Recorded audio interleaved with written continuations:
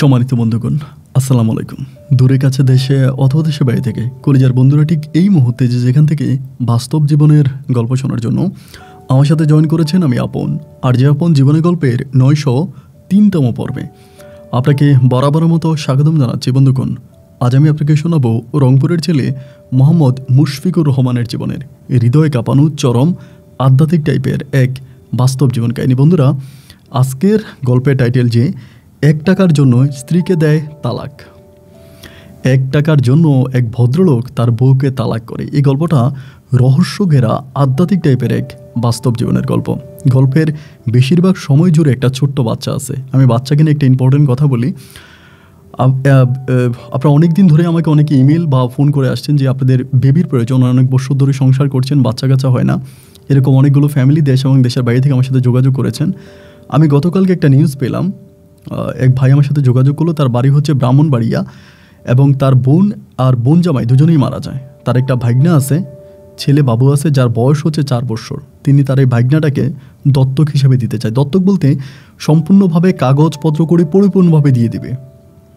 যদি এরকম ভালো কোনো ফ্যামিলির মানুষজন থেকে থাকেন যে বাচ্চাটাকে আপনাদের নিজের পরিচয়ে, নিজেরা বাবা মা হয়ে বাচ্চাটাকে বড় করতে চান, আপনাদের পরিচয়ে পরিচিত করতে চান, তাহলে আমার সাথে যোগাযোগ করবেন। আমার ইমোতে, আমার ডিসক্রিপশনে ইমো নাম্বার এবং ইমেল দেওয়া আছে। যোগাযোগ করলে আমি সেই ভাইয়ের সাথে আপনাদেরকে যোগাযোগ করাই দিব। যদি সব কিছু ঠিক থাকে, আপনারা ওই ভাইয়ের কাছ থেকে বাবুটাকে নিতে পারবেন। যাই হোক, আমি আজকের গল্প যাই। গল্পটা অন্যরকম একটা গল্প হতে যাচ্ছে। রংপুরের ভাই মুশফিকুর রহমানের জীবনের বাস্তব গল্পটা আমি আশা করব শুরু থেকে শেষ পর্যন্ত আপনারা আমার মুখ থেকে শুনবেন এবং গল্প শেষে মুশফিক ভাইকে আপনার মতো করে একটা মন্তব্য কমেন্ট বক্সে লিখবেন।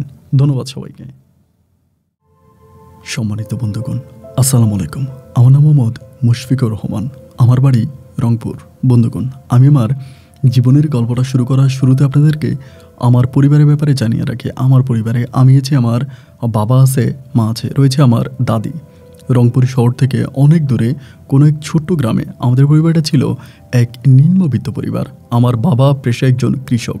আমি খুব ছোটোবেলা থেকে দেখে আসছি আমার বাবা কৃষিকাজ করে এবং কৃষিকাজের কাছাকাছি আমার বাবা ছোট একটা ব্যবসাও করে। আমার বাবার ব্যবসাটা হচ্ছে ঠিক এরকম।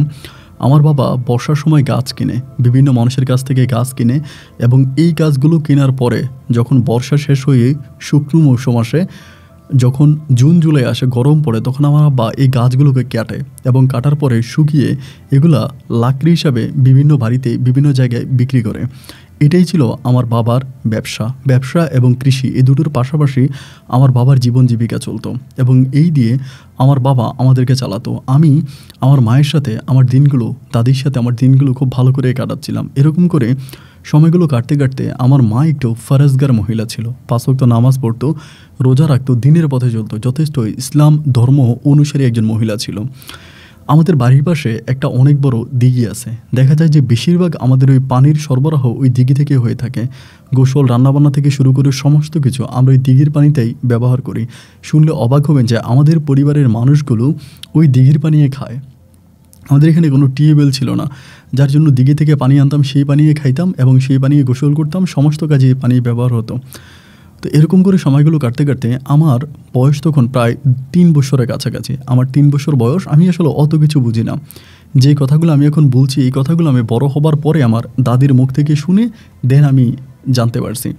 একটা সময় নাকি ছিল যে আমার মা নাকি বারবার আমার বাবাকে গভীর রাতে বলতো যে, শোনো, দিঘির ভিতরে অনেক বড় একটা স্বর্ণের কলসি আছে এবং ওই কলসিটা আমাকে দেওয়ার জন্য দিঘি থেকে কিছু ফেরেশতা আমাকে বারবার ডাকে। চলো না, আমরা দুজনে যাই, তুমি ঘাটে দাঁড়াবা, আমি ভিতরে যাব, গিয়ে আমি স্বর্ণের কলসিটা নিয়ে আসবো এবং কলসিটাই না আমি তোমাকে দিব। এই কথা আমার মা বারবার আমার বাবাকে বলতো, কিন্তু বাবা কোনোভাবে এটাতে রাজি হতো না। আমার বাবা মাকে বুঝাতো যে, দেখো, এটা জিন ভূতের কাজ, এরা এরকম লোভ দেখায় মানুষকে নিয়ে যায় এবং নিয়ে যাওয়ার পরে একটা সময় এখান থেকে মানুষকে আর ফিরে আনে না, সো এটা করা ঠিক হবে না। এভাবে আমার বাবাকে আমার মা বুঝাইতো এবং কোনো বাবা মাকে বোঝাতো, কিন্তু মা এই বুঝতে নিত না। কয়েকদিন পর এই কথাটা আমার বাবাকে বলতো। অ্যান্ড একটা পর্যায়ে আমার বাবা যখন এই জিনিসের কোনো রেসপন্স করতেছে না, কোনো রকমের কথাবার্তা বলে না, একটা পর্যায়ে আমার মা তখন বাধ্য হয়ে আমার দাদিকে বিষয়গুলো জানাতে শুরু করে। আমার দাদিকে বলে যে, মা জানেন, আমি সবসময় স্বপ্নে দেখি যে দিঘির ভিতরে অনেক বড় একটা স্বর্ণের কলসি আছে এবং স্বর্ণের ঘেরা ওই কলসির ভিতরে প্রচণ্ড রকমের ধন দৌলত আছে। আমি কলসিটা আনতে যাব, আপনার ছেলেকে সবসময় বলি যে আপনার ছেলে আমার সাথে গেলে পরে ও যদি পারে দাঁড়ায় আমি ভিতরে গিয়ে কলসিটা নিয়ে আসবো, কিন্তু ও তো আমার কোনো কথা শোনে না। আমার দাদি তখন বারবার আমার মাকে বলে যে শোনো বৌমা, এই ধরনের পাগলামি করো না, কারণ এরকম ঘটনা অনেক ঘটেছে। এই দিঘি অনেক খারাপ একটা দিঘি এবং এই মরা দিঘি অনেক মানুষকে মৃত্যুর কোলে ঠেলে দিয়েছে। অনেকেই বিভিন্ন রকমের ধন সম্পদের লোভ লালসা দেখিয়ে অনেক মানুষকে এই দিঘি মধ্যরাতে তার কাছে নিয়ে যায় এবং সেখান থেকে মৃত ফিরে আসে। তুমি এই ধরনের কথাবার্তা বিশ্বাস করো না বা এগুলো তুমি শোনো না। এরকম করে বলার পরে আমার বাবা আমার মা কাউকে জিনিসটা বুঝাইতে পারতেছিল না, না আমার বাবাকে না আমার দাদিকে। তারা বরাবরের মতো আমার মাকে বুঝাচ্ছিল যে এই ধরনের কাজ করা যাবে না এবং এই সমস্ত উদ্ভট টাইপের উল্টাপাল্টা কথাবার্তা তুমি আমাদেরকে বইলো না। মা এবং দাদি দুজনেই প্রচুর স্ট্রং থাকে, মানে আমার বাবা এবং দাদি দুজনেই স্ট্রং থাকে আমার মায়ের সাথে। এমন করে যেতে যেতে একদিন বৃষ্টির দিনে সন্ধ্যার সময় আমার আম্মা পুকুরে গোসল করতে যায় এবং সন্ধ্যার সময় নাকি পুকুরে গোসল করতে গেলে পরে সন্ধ্যার পরে মা যখন পুকুর থেকে উঠে এসে আমার আব্বাকে খুব ছোট্ট একটা পুতুলের মতো, মানে অনেকটাই ছোট, এরকম একটা পুতুলের মতো জিনিস এনে আমার বাবার হাতে দেয় যে দেখো তুমি যে আমাকে বারবার বলো আমি নাকি মিথ্যে বলি, এটা নাকি জিন ভূতের কাজ, দেখো আমি আজকে দিঘির মধ্যে এই জিনিসটা পাইছি। তো আমার আব্বা তখন আমার কাছ থেকে এটা নেয়। এটা আকারে প্রায় 2 ইঞ্চির মতো ছিল, খুবই ছোট একটা জিনিস। তো আমার আব্বা তখন এটা স্বর্ণের মতো চিকচিক করতেছিল। আমার মা বলে এটা আমাকে উনি দিয়েছে, আমি পুকুরে ডুব দিয়েছি, তারপর উনি আমার হাতে এনে এটা দিয়েছে। আমার বাবা বলে এত ছোট একটা জিনিস তোমাকে দিল, আচ্ছা ঠিক আছে দেখি জিনিসটা কি। এক পর্যায়ে আমার বাবা তখন আগুনে পুড়িয়ে জিনিসটাকে চেক করে এবং চেক করার পরে আমার বাবা বুঝতে পারছে এটা একটা স্বর্ণ।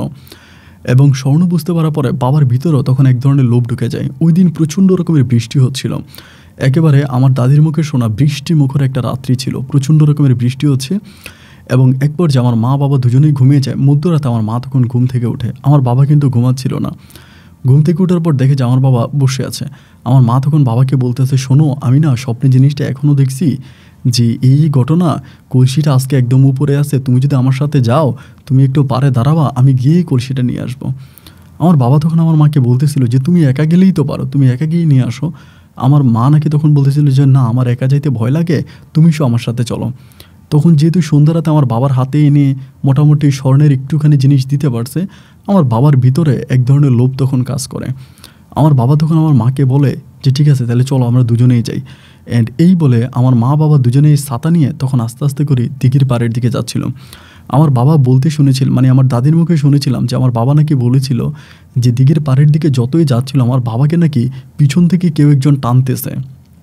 মানে আমার বাবার শরীরটা যথেষ্ট ভারী হয়ে গেছিল, আমার বাবা সামনের দিকে হাঁটতে পারতেছিল না, কিন্তু তারপরেও বউয়ের কথা মতো এবং ওই লোভে পড়ে আমার বাবা আস্তে আস্তে করে সামনের দিকে হাঁটি পাপা করে গেল অনিচ্ছাকৃতভাবে। অনেকটা ভিতরে যাওয়ার পরে একটা পর্যায়ে আমার বাবা দিঘির ওই ঘাটে চলে গেল। ঘাটে যাওয়ার পরে আমার বাবা তখন মাকে বলল যে ঠিক আছে আমি এখানে দাঁড়াইছি, তুমি যাও, তুমি ডুব দিয়ে দেখো যে কোনো কিছু পাও কিনা, তুমি নিয়ে আসো। আমার মা তখন এই বৃষ্টি ভেজা গভীর রাতে আস্তে আস্তে করে দিঘির পাড়ের দিকে নামতেছে। একটা পর্যায়ে মা তখন দিঘির পানিতে নেমে গেল। দিঘির পানিতে নামার পরে মা দিঘিতে ডুব দিল জিনিসটা আনার জন্য, কিন্তু যখন ডুব দিল মা আর দিঘি থেকে উঠতেছে না। মা দিঘি থেকে উঠে না, বাবা তখন ভয় পেয়ে গেল, কিরে আর এদিকে তো প্রচণ্ড রকমের বৃষ্টি হচ্ছিল। বৃষ্টির পরিমাণ এত বেশি হচ্ছিল যে বৃষ্টির কারণে চারপাশ একেবারে ধূসর অন্ধকারে ঢেকে যাওয়ার মতো অবস্থা। আমার বাবা তখন খুব ভয় পেয়ে গেল, ভয় পেয়ে চিন্তা করতেছে কী ব্যাপার, উঠতেছে না কেন। আমার বাবা 2-3 বার আমার মায়ের নাম ধরে ডাক পর্যন্ত দিল, কিন্তু ভিতর থেকে আমার মায়ের কোনো রেসপন্স আসে না। বাবার কাছে হারিকেন ছিল, হারিকেন দিয়ে যতটুকু দেখা যায় ততটুকুর মাঝে কোনো কিছু দেখতে পাচ্ছে না। একবার যে আমার বাবা তখন চিৎকার দিল, সেই ঘাটে দাঁড়িয়ে চিৎকার দিল। চিৎকার দেওয়ার পরেও আশেপাশ থেকে কোনো মানুষ বেরোচ্ছিল না, কারণ বৃষ্টির রাত্রে তো, এবং দেখা যায় যে ওই সময় বেশিরভাগ বাড়িঘরগুলোই টিন দিয়ে করা ছিল। আর বৃষ্টির রাতে টিনের চালে যখন বৃষ্টির ফোঁটা পড়ে তখন এক অন্যরকম শব্দ হয়, অনেক বিকট ওই শব্দের কারণে ঘরের ভিতর থাকা মানুষগুলো তখন আর বাইরের কোনো শব্দ শুনতে পায় না। আমার আব্বা তখন দেখলো অনেক চিল্লা চেঁচামেচি করার পরও যখন চারদিক থেকে কোনো মানুষের রেসপন্স পাওয়া যায় না, একটা সময় আমার আব্বা তখন দিঘির ঘাট থেকে এসে বাড়ির ভিতরে ঢুকে এইজন ওইজনের বিভিন্ন ঘরের দরজায় গিয়ে আমার আব্বা ধাক্কাতে শুরু করে এবং চিৎকার করতে শুরু করে যে আপনারা উঠেন উঠেন, আমার বউকে দিঘিতে নিয়ে গেছে, আমার বউকে দিঘিতে নিয়ে গেছে। এমন করে চিৎকারের শব্দে তখন আশেপাশে থেকে মানুষজন বেরিয়ে আসে। টর্চ লাইট থেকে শুরু করে হারিকেন যার কাছে যা আছে সে সমস্ত আলোক প্রদীপ নিয়ে তারা তখন ঘর থেকে বেরিয়ে আসে। তাদের সবাইকে নিয়ে আমার বাবা দৌড়ে যখন দিঘির পাড়ে যায় এবং দিঘির পাড়ে গেলে পরে আমার বাবা দেখতে পারে আমার মা যেখানে দিঘিতে ডুব দিয়েছিল ওই স্বর্ণের কলসি আনার জন্য, সেখানেই আমার মা বেশি উঠেছে মরে। এটা দেখার পরে আমার বাবা তখন চিৎকার দিয়ে ওঠে, মায়ের কিছু কাপড়ের অংশ দেখা যায়, চিৎকার দিয়ে উঠলে পরে বাবা সহ গ্রামের অন্য মানুষগুলো ওইখানে যায়, গেলে পরে দেখতে পায় যে আমার মায়ের লাশ ওই দিকে থেকে উঠানো হয়। মায়ের লাশ দিকে থেকে উঠানো হয় এবং আমার মাকে তখন বাড়ির মধ্যে নিয়ে যাওয়া হয়। মানে আমার মায়ের শরীরে কোনো রকম মায়ের দাগ ছিল না, পুরো শরীরটা একেবারে অক্ষত অবস্থায় ছিল, মনে হয় যেন একটা মানুষ ঘুমিয়ে আছে, এমন একটা অবস্থা। বৃষ্টি কেটে একটা সময় স্বর্ণালী সকাল হয় এবং সকাল হওয়ার পরে গ্রামের চারপাশ থেকে মানুষজন আস্তে আস্তে করে এসে ভিড় করতে থাকে। এক পর্যায়ে আমার নানা নানিও তখন আসে। আমার নানা নানি মামারা এসে তারা তখন বলে যে আমার বাবা নাকি কৌশল করে আমার মাকে মেরে ফেলেছে। অনেক দিন ধরে নাকি আমার বাবা মামা দুজনের সাথে ঝগড়া ছিল এবং সেই ঝগড়ার সূত্রপাতেই নাকি আমার বাবা আমার মাকে মেরে ফেলেছে। এরকম করে তারা তখন আমার বাবার নামে মামলা দায়ের করে। মামলা দায়ের করার পর আমার বাবা তখন বাড়ি থেকে পালিয়ে যায়, বাবার বাড়িতে আসে না, মায়ের দাফন কাফন হয়ে যায়, সেদিনে বাবা চলে যায়। বাবা আর আসে না, বাবার কোনো খোঁজ খবর নাই। তখন আমি আমার দাদির সাথে বড় হচ্ছিলাম, অনেক ছোট মানুষ তখন আমি।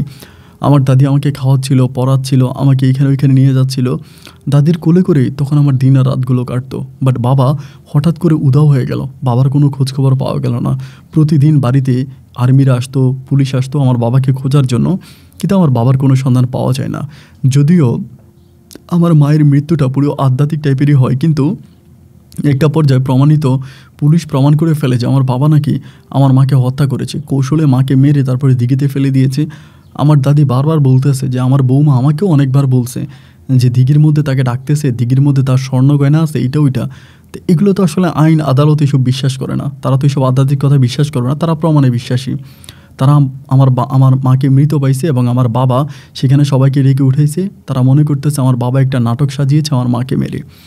সেই সূত্রপাত ধরে তখন আমার বাবাকে পুলিশ খুঁজে বেড়াচ্ছে, আমার বাবাকে আর খুঁজে পাচ্ছে না। 1 বছর, 2 বছর, 3 বছর, 5 বছর, টোটালি প্রায় 6 বছরের মতো কেটে যায়। ওই 6 বছরে আমার বাবার কোনো রকমের সন্ধান পাওয়া যায় না। আমার তখন বয়স প্রায় 10 বছরের কাছাকাছি।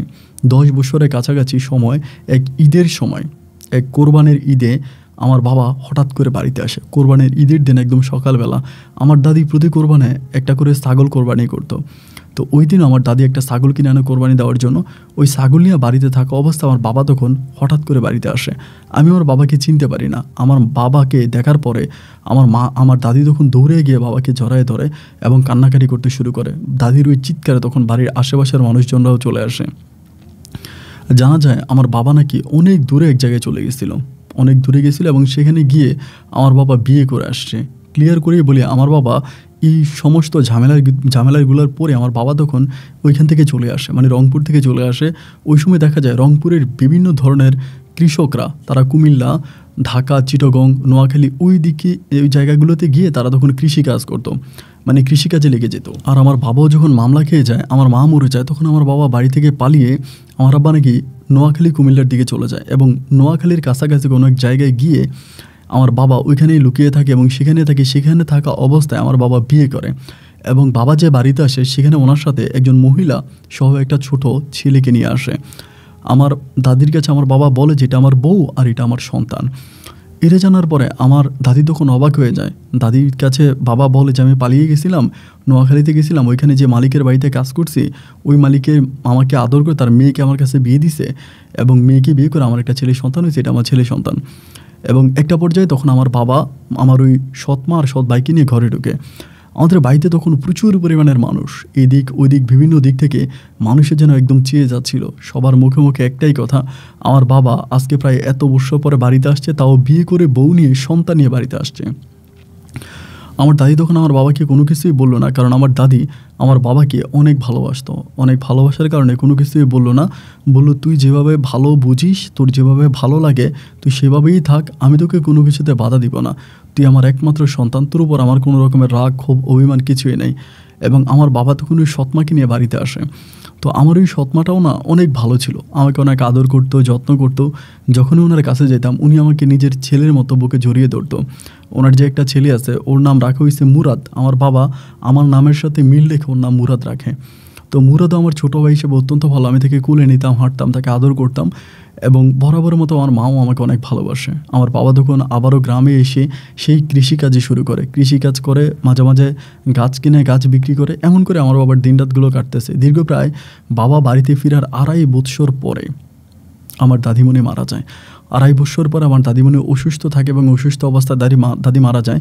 সত্যি কথা, আমরা দাদির চিকিৎসা করলেও হয়তো দাদি আরও বেশি দিন বেঁচে থাকতো, কিন্তু টাকার অভাবে আমরা দাদির চিকিৎসা করতে পারি নাই। আর আমার সৎমায়ের সাথে আমার দাদির সম্পর্কটা খুবই খারাপ ছিল না, মোটামুটি ভালোই ছিল। আমার সৎমাও, যদিও উনি দূরের মানুষ ছিল, আমার দাদিকে অনেক আদর করতো, যত্ন করতো এবং নিজের মায়ের মতোই ভালোবাসতো। একটা সময় আমার দাদিমণি মারা যায়। দাদি মারা যাওয়ার পরে আমার বাবা অনেকটাই ভেঙে পড়ে, আগের মতো কাজকাম করতে পারে না এবং আমার দাদির জন্য খুবই মন খারাপ করে। কখনো এখানে ওইখানে বিভিন্ন জায়গায় দাদির জন্য বসে বসে কান্নাকাটি করে। আমার মা, আমি সহ গ্রামের অন্য মানুষগুলো আমার বাবাকে বুঝায় যে তুই মাকে এতই ভালোবাসিস, অথচ তাহলে এই মায়ের সাথে দেখা করা ছাড়া এত বৎসর বাড়ি ছেড়ে লুকিয়েছিলি কেন? আমার বাবা বলে মামলার ভয়ে, আমি জেল খাটবো ওই ভয়ে আমি বাড়িতে আসিনি। এবং আমার মা যেই স্বর্ণটা আমার বাবাকে দিয়েছিল, আমার বাবা এটা নোয়াখালীতে নিয়ে নাকি বিক্রিও করে ফেলে। বিক্রি করে সেই টাকা দিয়েই নাকি আমার মাকে নিয়ে বাবা বেশ কয়েক বছর খুব ভালো করেই চলেছিল। যাই হোক, একটা পর্যায়ে বাবা তখন বাড়িতে চলে আসে। এভাবে আমি তখন আস্তে আস্তে করে বড় হই। আর আমার দাদি কিন্তু আমাকে পড়াশোনা করায় নাই। আমার ভাগ্যে পড়াশোনার সৌভাগ্য হয়নি। আমি ওই বন্ডামি, দুষ্টামি, শয়তানি, ফাজদামি এসব করেই সময় কাটাচ্ছিলাম। এবং যদিও আমার সৎমা আসার পরে তিনি আমাকে পড়াশোনার জন্য একটু ইঙ্গিত দিল যে পড়াশোনা করতে হবে, পড়াশোনা কর, কিন্তু আমি তখনও পড়াশোনা করি না। ওই দুষ্টামি, ফাজলামি, শয়তানি এসব করে সময়গুলো কাটাচ্ছিলাম। মোটামুটি আমি তখন প্রায় অনেকটাই বড় হয়ে যাই। আমার বয়স প্রায় 18 থেকে 19-এর কাছাকাছি। ওই সময় আমার ছোটো ভাই মুরাদও প্রায় অনেকটাই বড় হয়ে যায়। তো বাবা তখন অনেকটা অসুস্থ হয়ে যায়, আগের মতো করে আর কৃষিকাজ করতে পারে না এবং দেখা যায় যে কৃষিকাজ বাবা টোটালিই করতে পারে না। তো আমি তখন কৃষিকাজের উপরে মনোযোগ দিচ্ছিলাম। আমি কৃষিকাজ করতেছিলাম আমার বাবার সাথে। এরকম করে কৃষিকাজ করতে করতে করতে করতে আমার মা, আমার সৎ মা হঠাৎ করে কী জানি একটা কোম্পানির নামটা আমার ঠিক এই মুহূর্তে মনে নেই, কোনো একটা কোম্পানির সাথে আমার মা ওই কোম্পানিতে টাকা দেয়। আমার মা অনেকগুলো টাকা দেয়। তো টাকা দেওয়ার জন্য আমার মা তখন তার বাপের বাড়ি থেকে নোয়াখালী থেকে জায়গা বিক্রি করে সেখান থেকে অনেকগুলো টাকা নিয়ে আসে এবং আমাকেও বলে যে একটা কাজ কর, আমার বাবাকে এমনি বলে যে জায়গা সম্পত্তি কিছু বিক্রি কর। আমার বাবাকে ধরে আমার মা তখন অনেকগুলো জায়গা বিক্রি করে এবং বিক্রি করে ওইখানে ওই কোম্পানিতে আমার বাবা তখন টাকা জমা দেয়, আমার মাও। এবং টাকা জমা দেওয়ার পরে প্রায় 3 বছর পরে ওই কোম্পানিটা তখন পালিয়ে যায় এবং কোম্পানি পালিয়ে যাওয়ার পরে আমাদের তখন প্রচুর অভাব দেখা দেয় এবং একদিকে আমার বাবা তখন অনেকগুলো জায়গা বিক্রি করে ফেলে এবং এই শোকে আমার বাবা আস্তে আস্তে আস্তে করে এই টাকার টেনশন করতে করতে একটা পর্যায়ে আমার বাবা একদম শুকিয়ে আমার বাবা মৃত্যুবরণ করে। আমার বাবাও তখন মারা যায়, আমার দাদিও মারা যায়। পরিবারের ভিতর তখন থাকে আমি, আমার মা আর আমার সৎ ছোটো ভাইটা। তো আমার সৎ ভাই মোটামুটি একটু ভালো আছে, ও আবার মাদ্রাসা লাইনে পড়াশোনা করে। তো আমি যেহেতু পড়াশোনা করলাম না, আমার ইচ্ছা ছিল যে আমার ছোটো ভাইটাকে আমি পড়াশোনা করাবো। সেই নিরিখে আমি যেসব ফসল ফলাইতাম বা মাঠে যে কাজ করতাম, এতে আমার ইনকামটা খুব বেশি একটা হতো না। দেখা যায় ওই ইনকাম দিয়ে ফসল বিক্রি করে নিজেই ঠিকমতো চলাফেরা করতে পারি না। এর মাঝে ছোটো ভাইকে পড়াশোনা করানোটা তো অনেক কঠিন হয়ে গেল। এক পর্যায়ে হঠাৎ করে শুনতে পেলাম যে সৈয়দ বাড়ি, আমাদের ওই দিঘির ওই পারের বাড়িটাকে সৈয়দ বাড়ি বলে এবং সৈয়দ বাড়ি আমাদের এলাকার সবচেয়ে নাম করা একটা বাড়ি। সেই বাড়ির মানুষের বিঘায় বিঘায় সম্পত্তি জমিতে, তারা অনেক নামি দামি সম্মানিত ব্যক্তি আমাদের এলাকাতে। খবর পেলাম যে ওই সৈয়দ বাড়িতে নাকি ওরা নাকি কাজের লোক খুঁজতেছে, ভালো একটা কাজের ছেলে যাচ্ছে। তো খবর যখন আমার কাছে আসলো হামিদ শেখ নাকি কাজের লোক খুঁজতেছে। তো এই খবর আমার কাছে আসার পরে সুন্দর পর আমি তখন বাজারে গেছি। বাজারে গিয়ে হামিদ শেখের সাথে হামিদ সৈয়দের সাথে দেখা করি। ওনার সাথে দেখা করার পর আমি তখন বললাম যে কাকা, আমি তো জমি জমা করতাম, জমি জমার ইনকাম খুব ভালো হয় না, তো আপনি যদি আপনার বাড়িতে আমাকে চুক্তিতে কাজে নিয়ে যান, আমি আপনার বাড়িতে কাজ করব। তো হামিদ সৈয়দ তখন বলতেছে যে ঠিক আছে, সমস্যা নেই, তুই আমার বাড়িতে কাজ করস তাহলে ভালো। তোর বাবাকে আমি চিনতাম, তোর বাবাও আমার বাড়িতে আগে অনেক কাজ টাজ করতো, তোর বাবার সাথে আমার সম্পর্ক অনেক ভালো ছিল। আচ্ছা ঠিক আছে, সমস্যা নাই, তুই যদি আমার বাড়িতে কাজ করিস তাহলে তুই চলে আসিস, কালকে থেকে তুই কাজে আসিস। এর পরের দিনে সকালবেলা আমি তখন কাজে চলে গেলাম। আমি তখন ওই বাড়িতে কাজ করতেছি, সকাল বিকেল মিলিয়ে কাজ করতেছি। আর আমার ছোটো যে ভাইটা আছে, আমার ছোটো ভাইকে পড়াশোনা করাইতেছি। আমার অনেক ইচ্ছা ছিল যে আমার ছোটো ভাইকে আমি অনেক বড় একটা মাওলানা বানাবো। এই নিরিখে ছোটো ভাইকে পড়াশোনা করাইতেছি। আমি তখন সৈয়দ বাড়িতে কাজ করতেছি। আমার ছোটো ভাই তখন অনেক বড় হয়ে গেছে, প্রায় বিয়ের বয়সী।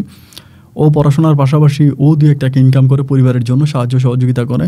আমি তখন এইভাবেই করতেছি। এমন করে সময়গুলো অনেক দিন পর্যন্ত কেটে গেল।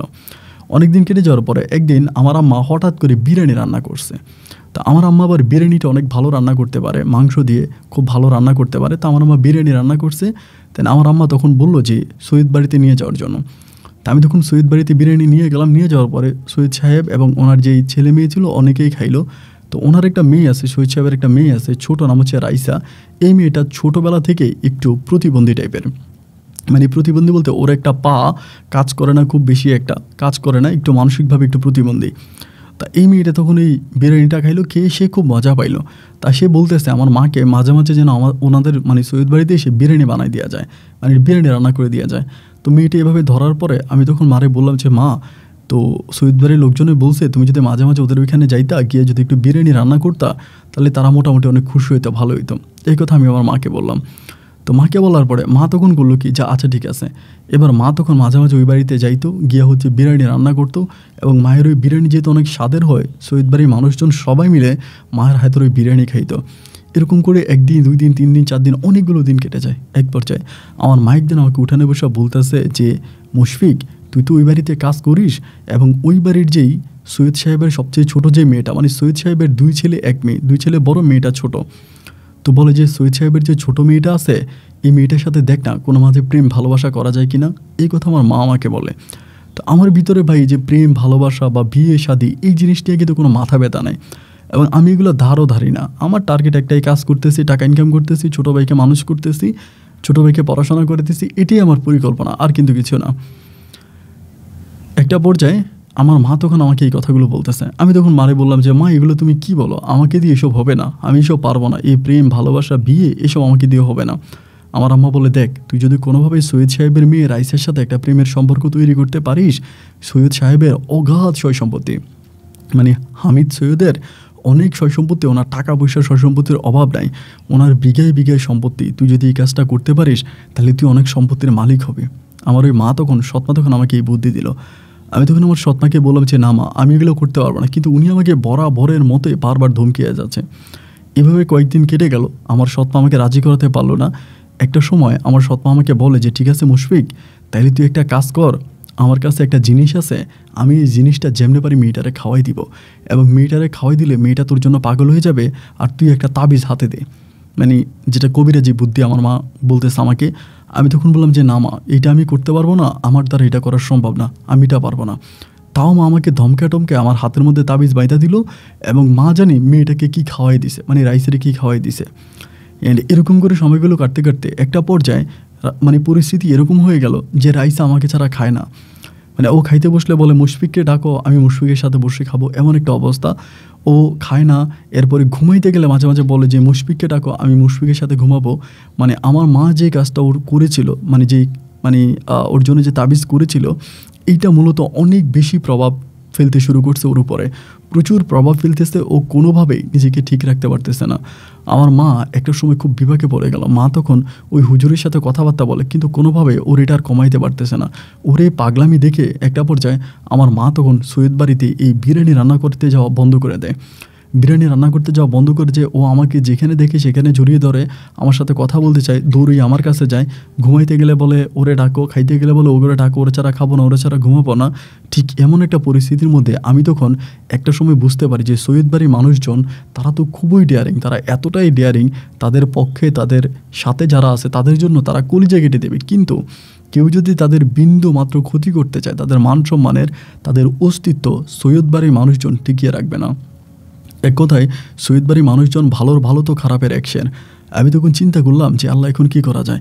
এক পর্যায়ে রাইসের ওই পাগলামি দেখে আমি তখন সৈয়দ বাড়ি থেকে পালাইয়া যাই, এবং সৈয়দ বাড়ি থেকে পালিয়ে আমি তখন চলে যাই। তখন সৈয়দ বাড়ির মানুষজন বুঝতে পারে যে আমি রাইসাকে তাবিজ করেছি, এটা তারা বুঝতে পারে, এবং বুঝতে পারার পরে তারা তখন বিভিন্ন জায়গায় আমাকে খুঁজতেছে আমাকে মারার জন্য, আমাকে মেরে ফেলবে, আমাকে এই করবে, আমাকে সেই করবে, আমাকে নিয়ে তাদের বিভিন্ন রকমের প্ল্যানিং শুরু হয়ে গেল।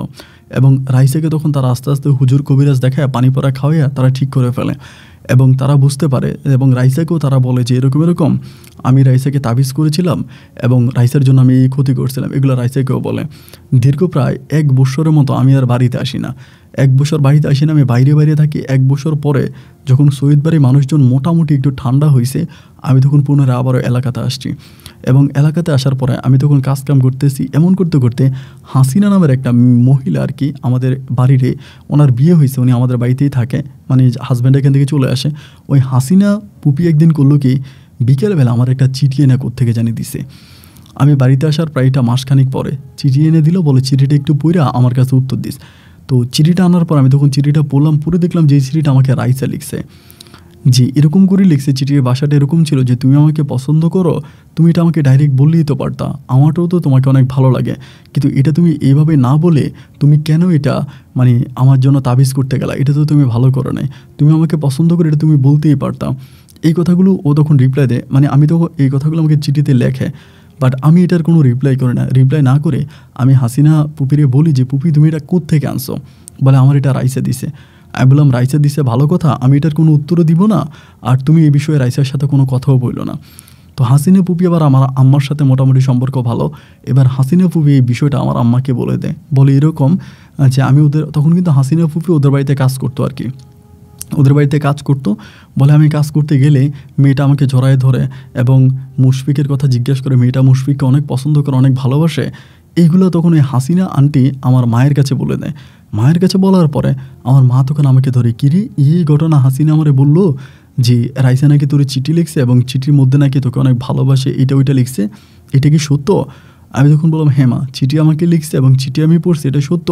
কিন্তু আমি তো ওই রাইসা মেয়েটারে কখনো ভালোবাসি নাই। আর ওর প্রতি আমার কোনো টান ভালোবাসা কখনোই ছিল না। ও একটা মানসিক প্রতিবন্ধী এবং ওর পা নাই। তা আমি এরকম একটা মেয়েকে কেন বিয়ে করবো? আমি তোরে বিয়ে করবো না।" আমার আম্মা তখন বলে, "আরে বলদ, তুই কারে বিয়ে করতে চাচ্ছিস? তুই জানিস সৈয়দ বাড়িতে বিয়ে করা কি এত সহজ রে? সৈয়দ বাড়ির একটা মেয়েরে বউ বানানো কি আর এত সহজ? তুই সৈয়দ বাড়িতে বিয়ে করা মানেই তো তুই কোটিপতি। সৈয়দ বাড়ির কয়েকশো কোটি টাকার সম্পদ আছে, তুই তো সেই সম্পদের মালিক হবি। তুই সৈয়দ সাহেবের মেয়ে রাইসের বিয়ে কর।" আমি তখন বললাম, "মা, আমার দ্বারা এটা সম্ভব না।" মা তখন আমাকে এমনভাবে ধরে, "তুই চিঠির উত্তর লেখ, চিঠির উত্তর লেখ।" এবার মায়ের উপরে রাগ করে আমি তখন চিঠির উত্তর লিখলাম যে, "রাইসা, আমিও তোমাকে পছন্দ করি, কিন্তু কি করব, বলতে ভয় পাচ্ছিলাম, যার জন্য ভাবলাম যে তাবিজ করে তোমাকে পটাবো।" এমন করে তখন চিঠি লিখে এবং সেই চিঠির উত্তরও রাইসা আমাকে দেয় ওই হাসিনা আন্টির মাধ্যমে। এরকম করে চিঠিপত্র আদান প্রদান হতে হতে দুজনের মাঝে মোটামুটি অনেকটা টান ভালোবাসা হয়ে যায়। আমার মা তখন আমাকে বলে, "একটা কাজ করতে, রাইসার লইয়া পালাইয়া যা, কারণ এই রাইসার কাছে তো আর রাইসার পরিবার তোকে বিয়ে দেবে না। মানে সৈয়দ পরিবারের মানুষজন তো তোর কাছে বিয়ে দিবে না, তুই রাইসারে নিয়ে পালাইয়া যা।" আমি তখন বললাম যে, "মা, এটা কী ধরনের কথা বলো? আমি পালিয়ে কোথায় যাব?" মা আমারে বলে, "তুই আগে পালা এবং পালানোর পরে আমি আমাদের এলাকার চেয়ারম্যান মেম্বারকে ধরে যেমনি পারি ওই সৈয়দ পরিবারের মেয়ে রাইসারে আমি তোরে বিয়ে করাইয়া ছাড়মো এবং সৈয়দ বাড়ির জামাই বানাইয়া আমি তোরে কোটিপতি বানামো।" আমি তখন বললাম, "মা, আমাকে দিয়ে তুমি এইসব গেমস খেলো না এবং এগুলো আমার ভালো লাগে না, আমি এগুলো করব না।" কিন্তু মা আমাকে বারবার বলতেছে, "তুই এটা কর, বাবা না ভালো, তুই এটা কর।" এবং খুবভাবে আমাকে আমার মা ধরছে এবং মায়ের ওই অত্যাচার সহ্য করতে না পেরে একটা পর্যায়ে আমি তখন বললাম যে, "ঠিক আছে মা, আমি করব।" অ্যান্ড মনের ইচ্ছায়, সম্পূর্ণ মনের ইচ্ছায় আমি তখন রাইসাকে বলি চিঠির মাধ্যমে যে, "রাইসা, আমি তোমার সাথে পালায়া যাব, আমি তোমার সাথে ভাইগা যাব, তুমি কি রাজি আছো?" এমন করে লেখার পরে রাইসাও আমাকে রিপ্লাই দিল যে হ্যাঁ, ও রাজি আছে। পরে ওকে একটা আমি ডেট দিলাম যে, "তুমি অমুক জায়গায় আসো", এবং রাইসা তখন অমুক জায়গায় আসলো। রাইসা ওই জায়গায় আসার পরে আমি তখন আমার দূরসম্পর্কে এক ফুপি আছে, উনি থাকে হচ্ছে জয়পুরহাট। আমি রাইসাকে নিয়ে ডিরেক্টলি জয়পুরহাটে চলে গেছি এবং এদিক দিয়ে সৈয়দ বাড়ির মানুষজন আমাদের ঘর ভারী ভাইঙ্গা টাইঙ্গা আমাদের অবস্থা খুব খারাপ করে ফেলছে। প্রায় ২৬ দিনের মতো, ২৫ থেকে ২৬ দিন আমি তখন রাইসাকে নিয়ে আমার ওই পুপির বাড়িতে পড়ে আছি জয়পুরহাট থেকে ২৫ দিন পরে আমার মা তখন লোক পাঠায় যে, "যা, মুশফিককে আর ওর বউ রাইসাকে নিয়ে আয়।" তো প্রায় ২৫-২৬ দিন পরে আমাকে জয়পুরহাট থেকে নিয়ে আসা হয়। নিয়ে আসার পর আমি তখন বাড়িতে আসি এবং বাড়িতে আসার পর তখন দেখলাম যে মোটামুটি প্রায় সব কিছু অনেক ঠান্ডা এবং সৈয়দ বাড়ির মানুষজন অনেক ঠান্ডা হয়ে গেছে। তারাও কোনো ঝামেলা করতেছে না, তারাও মোটামুটি ঠিক হয়ে গেছে এবং রাইসের সাথে আমার সম্পর্কটাও মোটামুটি অনেকটাই ভালো এবং সৈয়দ বাড়ির মানুষজন তখন এই সম্পর্ক মেনে নেবে, মানে এটা মেনে নেওয়ার মতো পর্যায়ে চলে আসছে। তখন তারা আনুষ্ঠানিকভাবে সৈয়দ বাড়ির মেয়ের বিয়ে বলে কথা একেবারে আনুষ্ঠানিকভাবে অনেক আনন্দ ফুর্তি করে চেয়ারম্যান মেম্বারের মোকাবিলায় তখনই রাইসাকে আমার কাছে তারা বিয়ে দেয় এবং অনেক লক্ষ টাকা কাবিনে তখন আমি রাইসাকে বিয়ে করি। এবং রাইসাকে বিয়ে করার পরে আমি যেটুকুন জানতে পারি যে আমি যখন রাইসাকে নিয়ে পালিয়ে যাই, সৈয়দ বাড়ির মানুষজন এসে তখন আমাদের ঘর বাড়ি ভাঙাভাঙি করে, আমার ভাইকে মাদ্রাসা থেকে তুলে নেয়, অনেক পাগলামি করে। আমার আম্মা তখন ওই যে চিঠিগুলো ছিল যেগুলো রাইসা আমাকে লিখছে, আমার আম্মা তখন এই চিঠিগুলো দেয় এবং চিঠিগুলো দিয়ে বলে যে আমার ছেলে কিন্তু রাজি না, এই মেয়ে কিন্তু জোর করে আমার ছেলেকে নিয়ে পালাইছে এবং মেয়ে সম্পূর্ণ তার ইচ্ছায় পালাইছে। যদিও সৈয়দ বাড়ির লোকজন বলেছিল আমার মা নাকি তাবিজ করছে, আমি নাকি তাবিজ করছি, তাবিজ করে রাইসাকে নিয়ে গেছি, যার জন্য তারা প্রমাণস্বরূপ এই চিঠিগুলো দিল। এবং চিঠিগুলো দেওয়ার পরে আমাদের এলাকার যে চেয়ারম্যান মেম্বার ছিল তারা তখন সম্পূর্ণভাবে আমার মায়ের পক্ষ নিল এবং আমার মায়ের পক্ষ নেওয়ার পরে তারা খুব সুষ্ঠুভাবে সৈয়দ বাড়ির লোকজনকে বোঝাতে সক্ষম হলো যে রাইসা আমাকে ভালোবাসে এবং ভালোবেসে রাইসা আমার সাথে পালাইছে। যাক, এরপরে তারাও মেনে নিল। মেনে নেওয়ার পর আমি তখন রাইসাকে নিয়ে সংসার করতেছি। কিন্তু ভাই, সত্যিকার অর্থে যেটা, আমি যাকে নিয়ে সংসার করতেছি, যাকে আমি বউ বানাইছি, তারাই আমার মন থেকে এক ফোঁটাও ভালো লাগতো না। মানে তার প্রতি আমার কোনো দিন কোনো রকমের ভালোবাসা কাজ করে নাই। মানে আমার সাথেও থাকতেছে, আমার সাথেও ঘুমাইতেছে। ও মানে প্রস্রাব করতে গেলে রাতের বেলা আমি ওকে ধরে নেওয়া লাগতো, আবার ধরে আনা লাগতো। এক ধরনের একটা মানসিক প্রতিবন্ধীকে আমি সম্পূর্ণ সময় ক্যারি করে বেড়াতাম। এবং বিয়ে করার পরে রাইসের ভিতরে অন্য ধরনের একটা সমস্যা দেখতে পাই, হাঁপানি একটা সমস্যা দেখতে পাই। ও রাতের বেলায় মাঝে মাঝে নিঃশ্বাস নিতে পারে না, ওর নিঃশ্বাস আটকে যায়। খুব খারাপ একটা অবস্থা, নিঃশ্বাস নিতে পারে না, নিঃশ্বাস আটকে যায় এবং বাজে একটা অবস্থা তখন হয়ে যায়। যখন এরকম অবস্থা হয়ে যায়, আমার মা তখন চিন্তা করে যে কী করব, কারণ যে কোনো সময় রাইসা মারাও যেতে পারে। তো আমার আম্মা তখন আমাকে বারবার বলে, একটা কাজ কর, তাড়াতাড়ি একটা বাচ্চা কাচ্চা নিয়ে আনে, যেহেতু মেয়েটার অবস্থা এরকম, ওর শারীরিক অবস্থা ভালো না, ও যে কোনো সময় মরে যেতে পারে। এবং এই রাইসা মেয়েটা যদি মরে যায়, তাহলে তো ধর তুই আর কোনো সয় সম্পত্তির মালিক হবি না, তুই কোনো সম্পত্তির মালিক হবি না, এবং মেয়ে মরে গেলে তো সৈয়দ বাড়ি কোনো কিছুই তুই পাবি না। তো একটা কাজ কর, তুই তাড়াতাড়ি মানে বাচ্চা কাচ্চা নেওয়ার ব্যবস্থা কর। একটা বাচ্চা কাচ্চা যদি হয়ে যায়, তাহলে মেয়ে যদি মরেও যায়, এই বাচ্চাকে দিয়া তুই এই মেয়ের নানার বাড়ির ভাগ সব নিয়ে আসতে পারবি। মানে রাইসার বাপের বাড়ির সমস্ত ভাগ তোর সন্তানকে দিয়ে নিয়ে আসতে পারবি। আমি তখন বললাম যে তাইলে আমার আম্মা বলে তাড়াতাড়ি একটা সন্তান নেওয়ার ব্যবস্থা করেন, কারণ সন্তান না নিলে কিন্তু সৈয়দ বাড়ি কিছুই তুই পাবি না। এখন সন্তান তো হচ্ছে আল্লাহর হাতে, আল্লাহ যদি না দেয় তাহলে কি সন্তান পাওয়া যাবে? আমি প্রচুর ট্রাই করতেছি আমার একটা সন্তান হওয়ার জন্য, কিন্তু কোনোভাবে আমার কোনো সন্তান হয় না। একবার যে আমার আম্মা তখন আমাকে আর রাইসাকে নিয়ে রংপুর শহরে সদর হসপিটালে চলে যায়, এবং হসপিটালে নিয়ে যাওয়ার পরে আমাদের দুজনকে পরীক্ষা নিরীক্ষা করে। কিন্তু পরীক্ষা নিরীক্ষা করার রিপোর্ট যখন আসে, আবার ওই মহিলা নার্সের সাথে আমার আম্মুর সম্পর্ক ছিল। আমার আম্মা তখন গোপনে আমাদের পরীক্ষা করে সেই রিপোর্টগুলো আমার আম্মাই সংরক্ষণ করে আমার আম্মা রিপোর্টগুলো ওখানে দেখিয়ে আমাকে বলে যে দেখি এই ঘটনা, আমি তো সব রিপোর্ট পাইছি বা তোদের সমস্যার কথা জানতে পারছি, রাইসের কিন্তু কোনো সমস্যা নাই, রাইসের সব কিছুই ঠিক আছে, কিন্তু তোর সমস্যা আছে, তোর বীর্যতে কখনো সন্তান আসবে না, কারণ তোর শুক্রাণু অনেক কম এবং সেখান থেকে তোর সন্তান হবে না। ডাক্তার সেটা বলে দিছে, বাট কিছু ওষুধ দিছে, দেখে এগুলো খাওয়ার পরে ঠিক হয় কিনা। তো কিছু ওষুধ দেওয়া হলো, আমি তখন এই ওষুধগুলো খাচ্ছি, প্রায় 1 বছরের মতো কেটে গেছে, কিন্তু কোনোভাবে আমার ভিতরে কোনো পরিবর্তন আসতেছে না। রাইসা বেবি কনসেপ্ট করে না, এবং রাইসার ওই হাঁপানি রোগটা তখন এত পরিমাণে বাড়তে শুরু হয়েছে যে রাইসা হয়তো যে কোনো সময় মারা যাবে। তো ওকে ডাক্তার কবিরাজের কাছে নিয়ে যাচ্ছে ওর পরিবার, মানে সৈয়দ বাড়ির পরিবারে নিয়ে যাচ্ছে, ডাক্তার দেখাচ্ছে, হসপিটালে নিয়ে যাচ্ছে, বাট কোনো কাজ হচ্ছে না। এবং ওর এই হাঁপানি রোগটা নাকি ছোটোবেলা থেকেই ছিল, এবং এটার এখন এত পরিমাণের বাড়ছে যে ওকে কোনোভাবে বাঁচানো সম্ভব না। সবাই তখন কান্নাকাটি করতেছে, কি করব না করব। আমার মায়ের ভিতরে তখন প্রচণ্ড রকমের লোভ কাজ করতেছে। মা বলে মেয়েটা মারা যাওয়ার আগে যেভাবেই হোক একটা সন্তান হয়ে যদি মেয়েটা মারা যায়, তাহলে ওই সন্তানকে দিয়ে তুই সৈয়দ বাড়ির কোটি কোটি টাকা সম্পত্তির মালিক তুই হবি, তুই একটা সন্তান নে। সন্তান হয় না। এবং আমারও তখন আর রাইসার কাছে যেতে ইচ্ছা করে না, রাইসার সাথে থাকতে ইচ্ছা করে না, রাইসাকে আমার ভালো লাগে না। অ্যান্ড ওই পর্যায়ে গিয়ে আমার মা তখন আমাকে এরকম একটা প্রস্তাব করে, যে প্রস্তাবটা শোনার পরে আমার ভিতর থেকে মনে হয় যেন আমি মরে গেছি। মা আমাকে বলে যে দেখ মুশফিক, তোর বউয়ের ঘরে যেতে কোনো সন্তান হয় না, এবং তোর বউয়ের অবস্থাও ভালো না, সে যে কোনো সময় মারা যেতে পারে, তার হাঁপানিটা খুব মারাত্মক সমস্যা।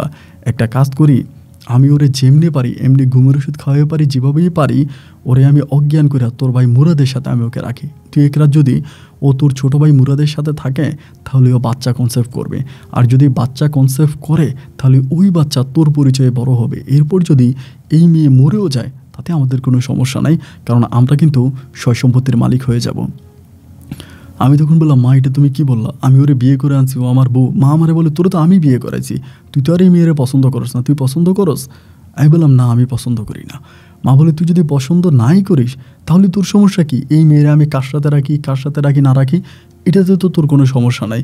আমি তখন বললাম, মা এটা যদি রাইসা কোনোভাবে জানতে পারে, আর এটা যদি ও সৈয়দ বাড়িতে খবর পাঠিয়ে দেয়, তাহলে তোমার আর আমার কোনো অস্তিত্ব থাকবে? এটা কি তুমি বুঝতেছ? আমার আম্মা বলে, তুই কি পাগল হয়েছিস? এটা রাইসা জানবে কেমন করে? এটাকে তো আমি রাইসাকে বলবোই না, আর রাইসাকে আমি বুঝতেই দিব না যে মুরাদ যেরকম কাজ করবে। আমি তখন বললাম, মা যেটাই করো একটু চিন্তা ভাবনা করে কইরো, কারণ ভুলে যেও না যে রাইসা সৈয়দ বাড়ির মেয়ে, এবং সৈয়দ বাড়ির মানুষ যে কতটা ডেয়ারিং হতে পারে তাদের ইজ্জতে হাত দিলে, এটা তো তুমি এর আগে অনেক প্রমাণই পাইছো। মা তখন আমাকে বলতেছে, তুই এটা নিয়ে একেবারেই কোনো টেনশন করবি না, এটা নিয়ে তোর চিন্তা করার প্রয়োজন নাই। কীভাবে কি করব না করব এই সমস্ত পরিকল্পনা প্ল্যানিং আমার মাথায় আছে। আমি আমার প্ল্যান অনুযায়ী কাজ করব। রাইসার পরিবার এবং রাইসা কখনোই বুঝতে পারবে না। এবং মা তখন কী করে, আমার ছোটো ভাইকে সমস্ত বিষয়গুলো জানায়। এবং ছোটো ভাইকে বিষয়গুলো জানানোর পরে ছোটো ভাই তখন আমার সামনে আসতে চায় না। এবং আমার ভাই তখন এই বিষয়টাতে অনেক লজ্জা পায়। ও আসলে এমনিতেই অনেক লজ্জাপ্রাপ্ত একটা ছেলে। ও মানে খুব হয় না যে অনেক মানুষ আছে খুবই সামনাসামনি আসে, কথাবার্তা বলে, একটু ফ্রিডম হয়ে থাকে। বাট আমার ছোটো ভাই এরকম না। আমার ছোটো ভাই একটু লজ্জা পাওয়া একটা ছেলে। ও তখন এগুলো জানার পরে আর বাড়িতেও আসতো না। ও তখন মাদ্রাসায় থাকতো, মাদ্রাসা থেকে পড়তো, ওইখানে চাকরি বাকরি করতো, ওইখানে পড়াশোনা করতো। ও তখন বাড়িতে আসে না। মা তখন কেমনি মানে আমাকে যেভাবে প্রেশার দিয়ে আমার আম্মা রাজি করাইছে, একইভাবে আমার ছোটো ভাইকেও আমার আম্মা প্রেশার দিয়ে কেমনে খুবভাবে আমার ছোটো ভাইকে আমার আম্মা রাজি করায় ফেলায়। এবং ছোটো ভাইকে রাজি করানোর পরে আমার মা তখন রাইসাকে বলতো যে, রাইসা তুমি আমার সাথে ঘুমাইবা, তুমি আর ওর সাথে ঘুমাইও না, তুমি আমার সাথে ঘুমাইবা। এই কথা বলে আমার আম্মা ওই সদর হসপিটালের নার্স মহিলার সাথে কথাবার্তা বলে কেমনে ওনার কাছ থেকে কী আনছে আমি জানি না, কী রাইসারে খাওয়াইছে বা কী করছে। আমার ছোটো ভাই বাড়িতে আসলে আমার মা আমাকে এই বাড়িতে থাকতেও দিত না। আমাকে বলতে, তুই চলে যা, এই বাড়িতে ওই বাড়িতে আমাকে রাখতো, আমাকে ওই দিন ঘরেও রাখতো না। এবং আমি যেটা বুঝতে পারি যে রাইসার সাথে আমার ছোটো ভাইকে আমার আম্মা নিজেই রাখতো। আমার এই কথাগুলো বলতে খুবই খারাপ লাগতেছে, কিন্তু আজকে পরিস্থিতির শিকার হয়েছি বলে আমি কথাগুলো বলতেছি। এরকম করে রাখতে রাখতে একটা পর্যায়ে আমি তখন জানতে পারি যে আমার রাইসা নাকি বাচ্চা কনসেপ্ট করছে। তা আমি রাইসাকে জিজ্ঞেস করলাম যে, আমার আম্মা তোমার সাথে কী করতো রাতের বেলায়? ও বলে, তোমার আম্মা আমাকে কী জানি খাওয়াইতো এবং বলতো যে এগুলো খেলে বাচ্চা হবে এবং এটা জিনের ঔষধ, এটা বলে আমাকে খাওয়াইতো। বাট সকালবেলা আমার শরীরে অনেক ব্যথা করতো।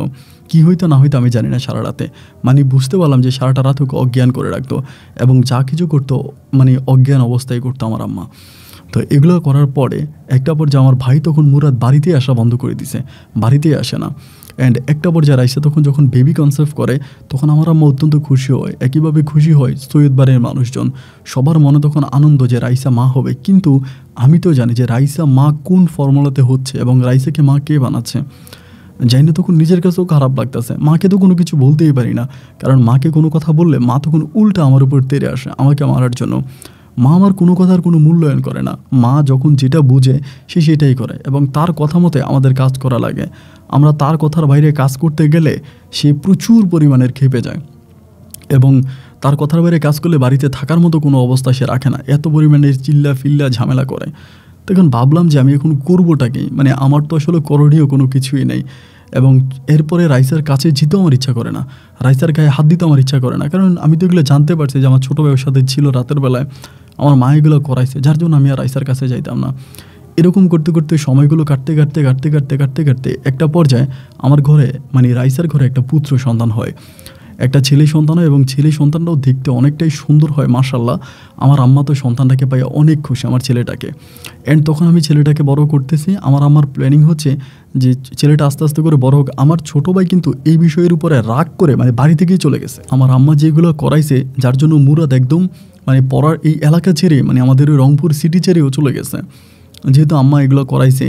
এবং শেষ পর্যন্ত এগিয়ে থেকে চলেই গেছে, ও রাগ করে চলে গেছে বাড়ি থেকে, এখানে আরও আসবেই না, আমাদের সাথে কোনো সম্পর্ক রাখবে না। তা আমারও লজ্জার বিষয়, আমিও বা কী বলবো। দেন আমি তখন এই রাইসাকে আমার ওই সন্তানকে তখন বড় করতেছি, যেহেতু আমার ছেলে। তখন আমি ওই মাঠে ঘাটে কাজ করি যতটুকু টুকিটাকি যেখানে যে ধরনের কাজ পাই সেই ধরনের কাজই করি এবং সমস্ত কাজের সাথে আমি তখন সম্পৃক্ত। আর মারে বলি যে, মা মুরাদরে কখনো পাওয়া যায় কিনা, কই গেছে না গেছে একটু খুঁজে বের করো। মা আমারে বলো, ও গেছে, যেখানে খুশি সেখানে গেছে, সমস্যা নেই, ও যাক, কিন্তু যেভাবেই হোক আমাদেরকে সৈয়দ বাড়ির সম্পদ ভোগ করতেই হবে এবং সৈয়দ বাড়ির সম্পদ আমাদের লাগবেই। মানে সৈয়দ বাড়ির সম্পদের জন্য আমার মা টোটালি পাগল হয়ে গেছে যে ওনার সৈয়দ বাড়ির সম্পদ লাগবে। এক কথা, উনি সৈয়দ বাড়ির সম্পদের জন্য উনি উঠে পড়ে লাগছে। আমি কোনোভাবে আমার মাকে ঠিক পথে আনতে পারি নাই, কোনোভাবেই মাকে সঠিক পথে আনতে পারি নাই। এরকম করে সময়গুলো কাটতেছে এবং আমার ছেলেটা আস্তে আস্তে করে বড় হচ্ছে। ছেলেটা বড় হয়েছে, আমি তখন একদিন হলো কি আমার বউয়ের কিন্তু তখন হাঁপানি রোগটা আরও বেড়ে গেছে বাবুটা হওয়ার পরে। আর আমার আম্মা বলে, ও মরে যায় না কেন? আমার আম্মা আমার কাছে বলে যে, মেয়েটা মরে না কেন? ও মরে গেলে তো আমাদের কোনো সমস্যা নাই। আর ওর ভাইয়েরাও কিন্তু ওই সময় রাইসার কোনো তেমন একটা খোঁজখবর নিত না, কারণ তারা তখন বিয়ে শাদী করে ফেলছে, তারা তাদের বউ বাচ্চা ফ্যামিলি নিয়েই ব্যস্ত। ওর এতটা খোঁজখবর নিত না আর কি। ও তখন আমার বাড়িতেই থাকতো। আর সৈয়দ সাহেব তখন মারা যায়, কিন্তু সৈয়দ সাহেবের ওয়াইফ থাকে। তো এরকম করতে করতে আমার আম্মা তখন বারবার বলতো যে কী করবি কী করবি, ছেলেটা আসতে একটু বড় হোক আর একটু বড় হোক। এরকম করতে করতে একদিন আমি দুপুরবেলা মাঠ থেকে আসছি, মাঠে কাজ করে আসছি, আসার পরে ওই সময় আইসক্রিম বিক্রি করতো। তো আইসক্রিম বিক্রি করতো আমার বউ, তখন রাইসা আমারে বলতেছে যে 1 টাকা দাও আইসক্রিম কিনবো। ওই সময় 1 টাকা দিয়ে আইসক্রিম পাওয়া যেত, ওই আইসক্রিম বিক্রি হতো, 1 টাকা দাও আইসক্রিম কিনবো, এটা আমাকে বলতো। তো বলার পর আমার পকেটে তখন 1 টাকার একটা শিকি ছিল, আমি তখন ওইটা রাইসার হাতে দিলাম এবং ওই আমি টাকা দিয়ে দিতে আইসক্রিম বেটা মনে হয় আইসক্রিম নিয়ে চলে গেছে। রাইসে তখন ওই বেটারে পায়নি, বেটা চলে গেছে। যাওয়ার পরে রাইসে কী হলো, ওই টাকাটা এনে আমার ছেলের হাতে দিল। আমার ছেলে তখন উঠানে হামু করে দিয়েছিল, ছোটো বাচ্চা। এখন কি এটা ইচ্ছে করে দিল নাকি অনিচ্ছে করে দিল, কীভাবে দিল আমি জানি না। আমি তখন ঘরের ভিতরে ঢুকলাম, ঢোকার পরে ও তখন ওই শিকিটা মানে পয়সাটা বাবুর হাতে দেওয়ার পরে বাবু মনে হয় পয়সাটা মুখে দিয়ে ফেলে, ছেলেটা পয়সাটা মুখে দিয়ে ফেলে এবং মুখে দেওয়া মাত্র ছেলে তখন চিৎকার করতে শুরু করে। চিৎকারের শব্দ শুনে আমি তখন দৌড়ে আসি, আমার মাও দৌড়ে আসে, আয় দেখি যে ছেলে হাত পা ছোটো শুরু করছে, কী হয়েছে না হয়েছে সবাই তখন চিল্লা চেঁচামেচি করতেছে। রাইসা বলে আমি ওর হাতে পয়সা দিয়েছিলাম, ওই যে 1 টাকার যে পয়সাটা তুমি আমাকে দিলা আমি এটা ওর হাতে দিছি। তো এমন করে আমি তখন দৌড় দিয়েছি ওরে নিয়ে, এই দৌড় দেওয়ার মুখ দিয়ে রক্ত বেরোতে শুরু হয়েছে। একটা পর্যায়ে হসপিটালে নেওয়ার পরে ওর তখন আর নিঃশ্বাস নাই। আমাদের এলাকার যে ক্লিনিক আছে ওইখানে নিলাম পরে, তখনকার সেখানে যে ডিউটিরত ডাক্তার ছিল তিনি বলে আমার সন্তানটা নাকি মারা গেছে এবং নিঃশ্বাস আটকায় মারা গেছে। মানে পয়সাটা খেয়ে ফেলেছে ঠিক আছে, মানে এটা গলার মধ্যে আটকাইছে নাকি আমি জানি না, কিন্তু আমার মা এবং আমার বউ অনেক চাপাচাপি করছে, ওর বুকের মধ্যে, পেটের মধ্যে, পিঠের মধ্যে অনেক চাপাচাপি করছে এবং ওই চাপাচাপি করার কারণেই সন্তানটা আমার মারা গেছে। তো মারা যাওয়ার পরে সৈয়দ বাড়ির, যেহেতু সৈয়দের বংশের ওর নানার বাড়ি, তা সৈয়দ বাড়ির লোকজনও তখন আসছে, অনেকে আসছে। এখন আমি সবার কাছে একটা কথাই বললাম যে আমি রাইসারে 1 টাকার পয়সা দিয়েছিলাম, রাইসা ওই পয়সাটা ওই বাবুর হাতে দিয়েছে, বাবু পয়সা খেয়ে ফেলছে, খেয়ে বাবুটা মারা গেছে। তে আমারও তখন খুব রাগ হলো যে রাইসা কাজটা কেন করলো। বাবুটা মারা যাওয়ার পরে আমার আম্মা মানসিকভাবে এতটাই ভেঙে পড়ছে, আমার মায়ের পুরো পৃথিবীটা তখন অন্ধকার হয়ে গেছে, মানে পুরো পৃথিবীটা আমার অন্ধকার হয়ে গেছে যে এটা কিভাবে হইলো, এটা আমার বউ কেন করলো, কী কারণে এই কাজটা করলো। মা বলে যে রাইসা নাকি ইচ্ছে করে বাবুটারে মেরে ফেলছে, মা বলে রাইসা মনে ইচ্ছে করে বাবুটারে মারছে, ইচ্ছে করে মনে হয় মারছে, এরকম কথা বলতো। তখন পর্যন্ত কিন্তু আমি জিনিসটা লুকিয়ে রেখেছিলাম যে রাইসার সাথে আমার ছোটো ভাই থেকে তারপরে আমার ছেলেকে দুনিয়াতে আনছে। আমি মনে মনে একটা কথাই বলেছি, ছেলে হিসাব করলে তো অবৈধ, আর ছেলেটা অবৈধ বলে ছেলেটা মারা গেছে, এটা অবৈধ সন্তান ছিল এবং অবৈধ সন্তানের কারণেই ছেলেটা মারা গেছে। এটাও তখন আমার ভিতরে এই জিনিসটা জাগলো, এই জিনিসটা মনে হলো। তো এরপর থেকে রাইসা তখন অসুস্থ, অনেক অসুস্থ।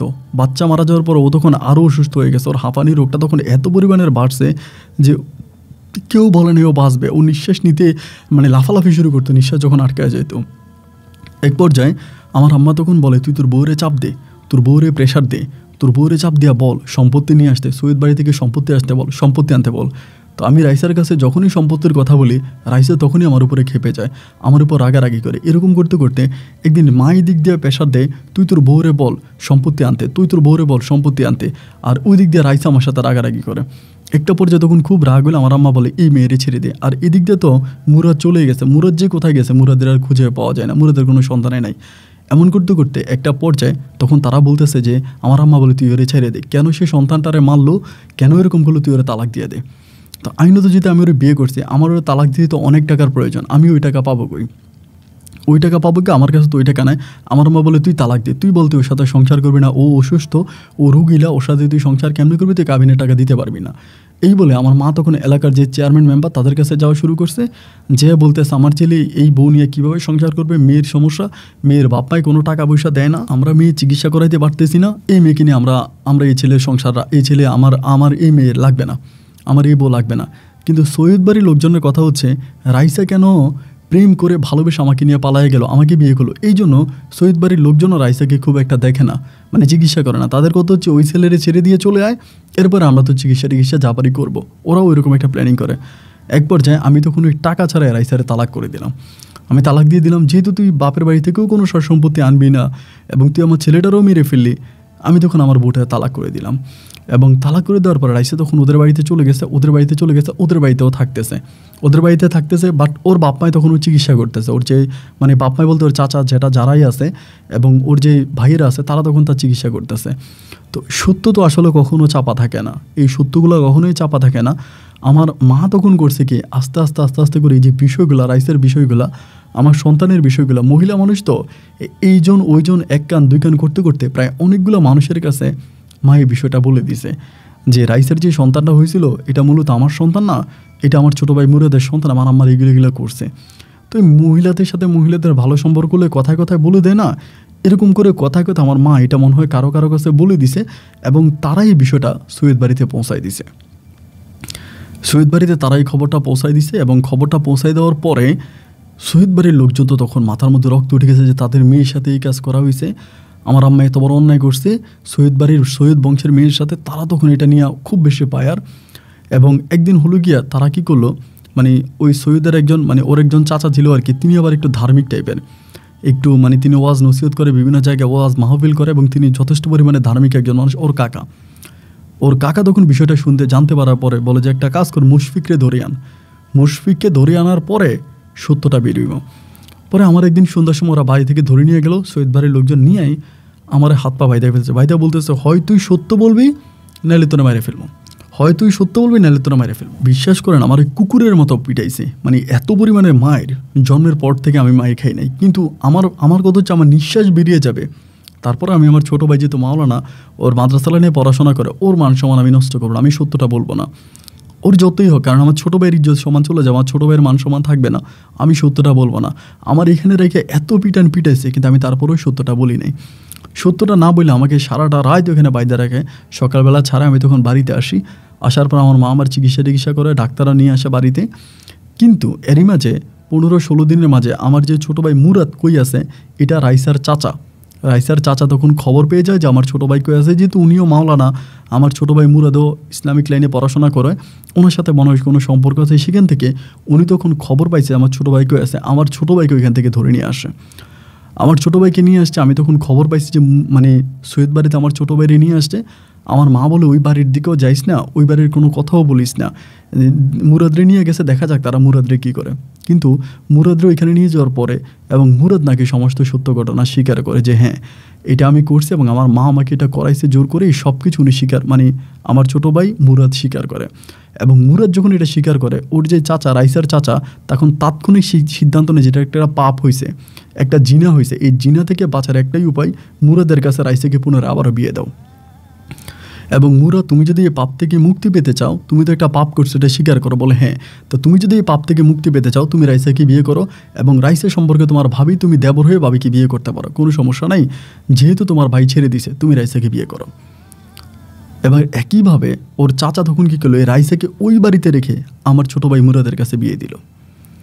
আমার কাছে তখন খবর আসলো যে মুরাদ রাইসারে বিয়ে করছে, মানে শোনার পরে তো মানে আমি যেন মানে অজ্ঞান হয়ে যাওয়ার মতো অবস্থা, কী আল্লাহ এটা কি, মানে এটা মুরাদ কীভাবে করলো। এবং মুরাদ আমার ছোটো ভাই রাইসারে বিয়ে করার পরে সে সম্পূর্ণভাবে সৈয়দ বাড়িতে রয়ে গেছে এবং সে একটা চাকরিও করে, মাঝামাঝি একটা মাদ্রাসায় চাকরি করে, মাঝামাঝি করেও তখনও পড়াশোনা করতো, কোথায় যিনি পড়াশোনাও করে, একদম সৈয়দ বাড়ির জামাই হিসেবেও তখন মানে সবার সম্মান অর্জন করছে, সবাই তাকে অনেক সম্মান করে, সৈয়দ বাড়িতে থাকতেছে, খাইতেছে, ফিরতেছে, ঘুরতেছে। সৈয়দ বাড়ির মানুষজন আমার ছোটো বাড়ি নিয়ে আলালো দুলালো অনেক ভালো। এদিক দিয়ে আমি আর আমার মা পড়ে গেলাম ঝামেলার ভিতরে, এবং সৈয়দ বাড়ির লোকজন আমাকেও ধমকাধমকি করে, পাইলে এটা করবো ওইটা করবে, আমার মাকেও ধমকাধমকি করে। কিন্তু আমার ছোটো ভাই রাইসারে বিয়ে করে ওর মতো করে ওর সুন্দর করে সংসার করতেছে, দিব্যিও ভালো আছে, ওর কোনো ঝামেলা নাই, কোনো রকমের নাই। এরকম করে বছরখানিক কেটে গেল। তো বছরখানিক কেটে যাওয়ার পরে এই পুনরায় রাইসা আবারও বাচ্চা কনসেপ্ট করে। এবার রাইসা যখন বাচ্চা কনসেপ্ট করে, এমন করে হতে হতে রাইসার করে এবার একটা মেয়ের সন্তান হয় আমার ছোটো ভাইয়ের সাথে। আর এরই মাঝে এরা কিন্তু রাইসার চিকিৎসা করছে, সৈয়দ বাড়ির লোকজন ওকে ঢাকায় নিয়ে প্রায় 1-1.5 মাসের মতো ভর্তি করায় রাখছে, ওর হাঁপানি রোগের পুরোপুরি চিকিৎসা করছে। কিন্তু রাইসা যখন আমার বউ ছিল কোনোভাবেই রাইসার চিকিৎসা করা হয় নাই, কোনো কিছুই করা হয়নি। একটা পর্যায়ে তখন রাইসা মোটামুটি ভালো হয়, তখন ওর একটা মেয়ে সন্তান হয়। মেয়ে সন্তানটা হওয়ার পরে আমার মাকে নেওয়ার জন্য মুরাদ বাড়িতে আসে। আমার আম্মাকে নিয়ে যাবে, ওর মেয়ে সন্তান হয়েছে, ওর মেয়েরে দোয়া করার জন্য, ওর মেয়ের জন্য আমার আম্মাকে নিয়ে যাবে। আম্মা তখন যাবে, আমি তো তখন মানে ওইখানে মনে আমি ছাগলের 3 নম্বর বাচ্চার মতো আমি এই দৃশ্যগুলো দেখতেছি যে আমার সাথে কি হলো। বউ ছিল আমার, টেকনিক করে আমার মা আমার ছোটো ভাইয়ের সাথে শোয়াইলো, বাচ্চা দিল, সেই ঝামেলায় আমার জীবন শেষ। আর এদিক দিয়ে দেখি যে আমার মারে আমার ছোটো ভাই নিয়ে যায়। তেন আমার ছোটো ভাই তখন তার শ্বশুর বাড়ির লোকজন মানে সৈয়দ বাড়ির লোকজনকে বুঝিয়ে শোনাইয়া আমার মারে তখন নিয়ে গেছে। আমার মারে সৈয়দ বাড়িতে নিয়ে গেছে। আমি তখন এই বাড়ির মধ্যে থাকতেছি। এই বাড়ির মধ্যে আমি থাকতেছি, শহীদ বাড়িতে আমার মারে নিয়ে গেল। প্রায় আমার মা তখন শহীদ বাড়িতে থাকে, আমাদের বাড়িতে থাকে, এরকম যাতায়াতের ভিতরে আমার ছোটো ভাই তখন ডিরেক্টলি মাকে বললো যে মা তুমি এরকম মাতায়াত না করে এই বাড়িতে ওই বাড়িতে না দৌড়িয়া তুমি ডিরেক্টলি আমাদের এখানে চলে আসো, শহীদ বাড়িতে চলে আসো। অ্যান্ড একটা পর্যায়ে আমার মা তখন শহীদ বাড়িতে রয়ে গেল, মানে শহীদ বাড়িতে থেকে গেল। অ্যান্ড শহীদ বাড়ির লোকজনকে দিয়ে আমার ভাই তখন শহীদ বাড়িতে অনেক বড় একটা মসজিদ নির্মাণ করলো। যদি ওখানে একটা ছোটো মসজিদ ছিল, ছোটো ভাই অনেক বড় করে একটা মসজিদ নির্মাণ করলো। এবং আমি তখন ওই আমার বাপের যে ভিটা, আমার জন্মদাতা বাপের যে ভিটা, ওই ভিটায় পড়ে আসি। কিন্তু শহীদ বাড়ির লোকজনের অত্যাচারে অবিচারে আমি থাকতে পারি না। ধরেন আমি ফসলি জমি করতে গেছি, আমার জমি তারা নষ্ট করে ফেলে। আমি মাছ ফেলছি পুকুরে, আমার মাছ তারা বিষ দিয়ে মেরে ফেলে। আমি বাড়িতে থাকলে আমাকে রাস্তাঘাটে যেখানে পাই সেখানে ঝামেলা করে। এবং উচ্ছেদের মাত্রা এরকমভাবে শুরু হয়ে যায় যে আমি কোনোভাবে আমার বাড়িতে থাকতে পারি না, আমার বাড়ি ঘরে আমি কোনোভাবেই থাকতে পারি না। আমার বাড়িতে থাকা আমার জন্য খুবই মুশকিল হয়ে দাঁড়াইছে। একসময় আমার ছোটো ভাই মুরাদ সিদ্ধান্ত নিল যে আমার মারেও হজে পাঠাবে। আমার মা অনেক অন্যায় করছে, আমার মারেও হজে পাঠাবে। কিন্তু আমার মারে যে হজে পাঠাবে, আমার বাবার যে সম্পত্তি আছে ওই সম্পত্তি সে বিক্রি করে তারপরে মাকে হজে পাঠাবে। তো আমার কথা হচ্ছে আমার বাপের সম্পত্তির তো আমিও মালিক, হয়তো মুরাদ অর্ধেক মালিক, আমি অর্ধেক মালিক, আমিও তো মালিক। এইরকম করে মুরাদ তখন করলো কি, শহীদ বাড়ির লোকের আশ্রয় নিয়ে ও তখন আমাদের জায়গাটা তো অনেক কম ছিল, অনেক কম জায়গা, ওইখানে অর্ধেক জায়গা সে নিয়ে গেছে। নিয়ে গিয়ে সে অর্ধেক জায়গা বিক্রি করে আমার মারে তখন সে বিদেশে পাঠাইছে, মানে বিদেশে বলতে হজ করার জন্য পাঠাইছে। আমার আম্মারে হজ করার জন্য পাঠাইছে, বাকি অর্ধেক জায়গার ভিতরে আমি পড়ে আছি। চারদিক থেকে আমাকে এত অত্যাচার করা হয়, এত অবিচার করে। আমার আম্মা হজ করে এসে একেবারে সৈয়দ বাড়িতে পর্দা করে ঘরের ভিতরে বসে গেছে, পর্দা করে বসে গেছে। মা আর আমার সাথেও দেখা করে না, মা আমার সাথেও দেখা করে না। আমি মায়ের সাথে দেখা করতে গেলে উনি আমার সাথে কথা বলে না, উনি ঘর থেকে বেরোয় না। উনি তখন ওনার ওই নাতিনকে নিয়ে, মানে রাইসের মেয়েকে নিয়ে, রাইসেকে নিয়ে উনি খুব সুষ্ঠুভাবে আমার ছোটো ভাই মুরাদকে নিয়ে ভালো আছে।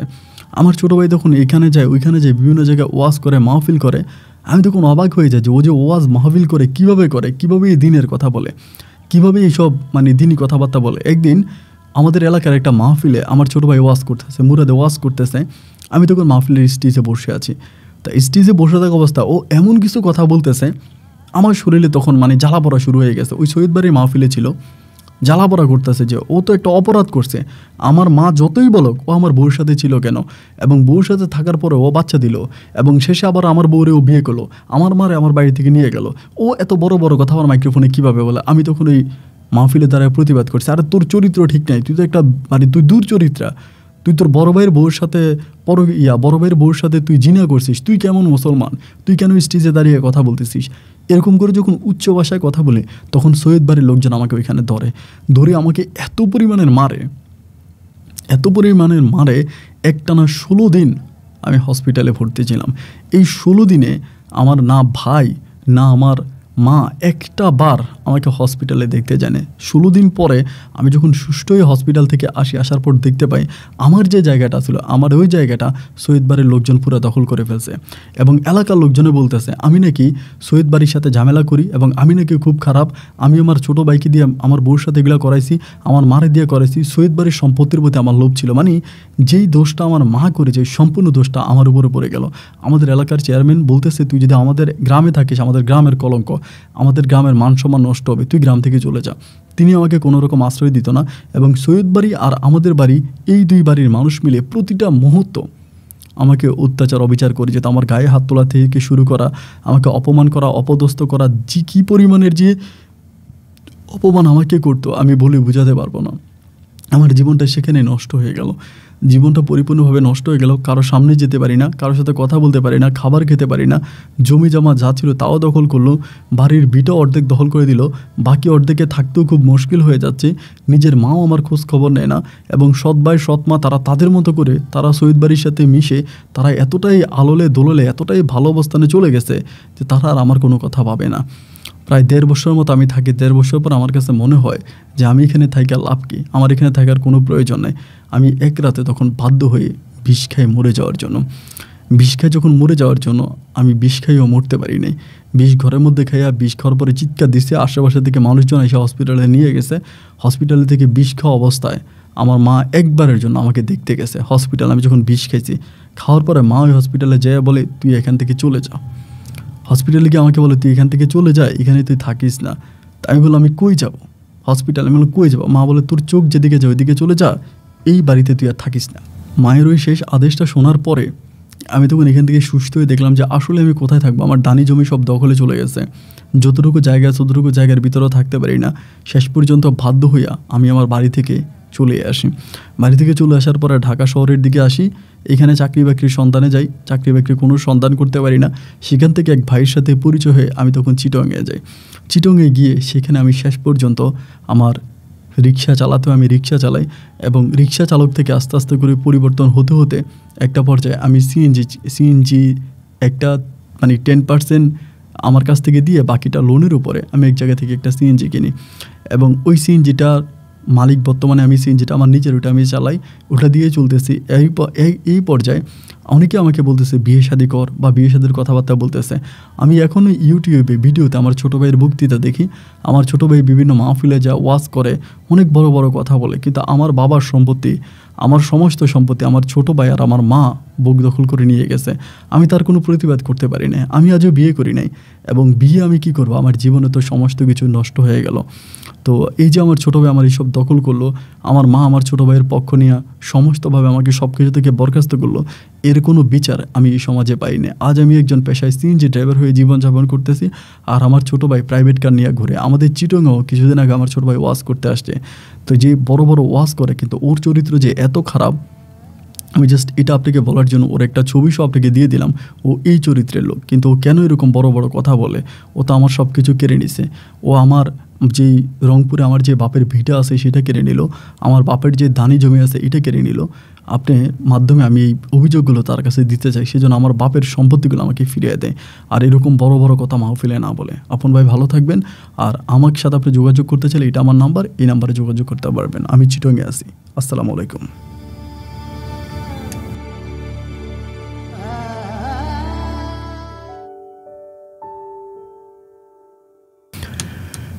সুপ্রিয় বন্ধুগণ, সবাইকে অনেক বেশি ধন্যবাদ। রংপুরের ভাই মুশফিক রহমানের জীবনের বাস্তবিক গল্পটা শুরু থেকে শেষ পর্যন্ত আমার মুখ থেকে শোনার জন্য। মুশফিক ভাই এই মুহূর্তে চট্টগ্রামে আছে, এবং তিনি ফোর্ড এলাকায় সিএনজি চালায়, বর্তমানে একজন সিএনজি চালক, যদিও প্রথম দিকে রিক্সা চালিয়েছিল। যাই হোক, তিনি কি চালায় বা কোন অবস্থানে আছে এটা বড় কথা নয়, কিন্তু বড় কথা হচ্ছে এইটা যে লোভে পাপ পাপে মৃত্যু। লোভে পাপ আর পাপে যদি মৃত্যু হয়েই থাকে, তাহলে লোভ তো ছিল মুশফিক ভাইয়ের মায়ের, তার সৎ মায়ের লোভ ছিল, এবং লোভের বশবর্তী হয়ে তার সৎ মা এই ধরনের নোংরামিগুলো করলো, কিন্তু বিচার তো তার সৎ মায়ের হলো না। এটা হচ্ছে মুশফিক ভাইয়ের দাবি যে তার মায়ের তো কোনো বিচার হলো না। তার মা এতগুলো অপরাধ করলো, এত অন্যায় করলো, এখন ছোটো ভাই মুরাদের সাথে সৈয়দ বাড়িতে মান সম্মান নিয়েই তিনি থাকতেছে। এখন তো তার কোনো সমস্যা নেই, এবং তিনি হজও করেছে, হজ করেও এসেছে। দেখেন, আমি একটা কথাই বলি যে মুশফিক বা মুরাদের মা যে অন্যায় করেছে বা যে অপরাধ করেছে, তিনি হজে যাক বা যেখানেই যাক, আল্লাহ চাইলে তাকে মাফ করবে, আর আল্লাহ না চাইলে সেই এই অপরাধের শাস্তি দুনিয়াতে পাবেই। এটা অবিধারিত। দেখেন, পৃথিবীটা হচ্ছে এরকম একটা জিনিস যে আপনি উপরের দিকে একটা ঢিল মারলে এটাই এসে আপনার গায়ে পড়বে। তেমনি আপনি যদি কোনো কাউকে ঠকিয়ে থাকেন, কারোর সাথে অন্যায় করে থাকেন, সে অন্যায়ের শাস্তি আপনি টুডে অর টুমরো সেটা অবশ্যই পাবেন। কিন্তু আমার গল্পের ওই সৈয়দ বাড়ির মানুষজনকে নিয়ে আমি খুব অবাক হয়ে যাই। আমি মাঝে মাঝে বলি যে টাকা হচ্ছে এমন এক ডিটারজেন্ট পাউডারও বন্ধু, আপনি যতই অন্যায় করেন, যতই অপরাধ করেন, ওই টাকা নামে ডিটারজেন্ট পাউডার দিয়ে যদি পরিষ্কার করেন, তা আপনার শরীরটা একেবারেই পবিত্র হয়ে যাবে। সেটাই প্রমাণ হচ্ছে আজকে এই মুশফিকের গল্পের। তা না হলে এত অন্যায়, এত অপরাধ করার পরেও একইভাবে ছোটো ভাই মুরাদকে মুশফিকের মা মেনে নিল, এবং সেই ছেলের কাছেই চলে গেল। বিকজ ছেলেকে সৈয়দ বাড়ির মানুষজন মেনে নিয়েছে, ছেলের নামে অগাধ সয় সম্পত্তি আছে। এটাই হয়তো দুনিয়ার নিয়ম। যাই হোক, অন্যায় যে করেছে, অন্যায় শাস্তি সে অবশ্যই পাবে। মুশফিক অন্যায় করেছে, সে তার শাস্তি পেয়ে যাচ্ছে এবং পাবে, এবং তার চেয়েও ভয়ঙ্কর শাস্তি হয়তো তার মায়ের জন্য অপেক্ষা করছে, সেটা হয়তো তিনি পাবে। আমি এটাই মনে করি। তো মুশফিক ভাইকে যেটা বললাম যে আপনি বিয়ে শাদী করে সংসার করেন, কিন্তু তিনি বিয়ে শাদীও করবে না, সংসারও করবে না, তিনি তাদের বাকি জীবনটা এভাবেই থাকতে চায়, এবং তার মা তাকে যে কষ্ট দিয়েছে সেই কষ্টের শাস্তি যেন তার মা দুনিয়াতে পায়, এবং সেজন্যই সে প্রতিনিয়ত তার মায়ের জন্য আল্লাহর কাছে অভিযোগ দিয়ে যাচ্ছে। যাই হোক বন্ধুরা, এরকম ঘটনা আর কারোর সাথে না ঘটুক এই প্রত্যাশা আমি আপনার আজকের মতো এখানেই বিদায় নিচ্ছি। আপনার সাথে আমার দেখা হবে অন্যদিন অন্য কারো বাস্তব জীবনের গল্প নিয়ে। সে পর্যন্ত সবাই ভালো থাকবেন আর সুস্থ থাকবেন। আল্লাহ হাফেজ। আসসালামু আলাইকুম।